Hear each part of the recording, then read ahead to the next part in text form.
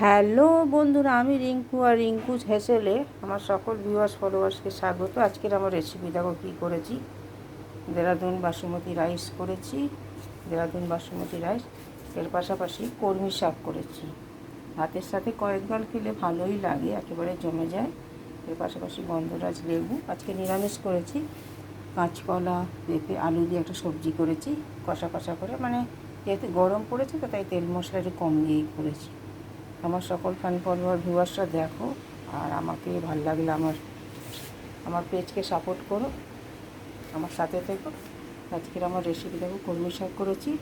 আমি একটু পেঁয়াজ দিয়েছি, পেঁয়াজ কুচি রসুন কুচি দিয়ে, একটুখানি দিয়েছি হলুদ, একটু লঙ্কা কাঁচা লঙ্কা কুচি, একটু সবজি মশলা ব্যাস দিয়ে তেলের মধ্যে ফোড়ন দিয়ে একটু কষে নামিয়ে দিয়েছি। এর পাশাপাশি কাঁচকলা পেঁপে আলু দিয়ে একটা তরকারি করেছি। গরমের রান্না, প্রচুর গরম পড়েছে। তো আমার সকল বন্ধুরা ভিউয়ার্সরা দেখো, আর ভালো লাগলে সকলে আমার সাথে থেকে আমাকে সাপোর্ট করো। আজকের আমার রেসিপি আমাদের সাথে শেয়ার করবো। ভালো থেকো, থ্যাংক ইউ।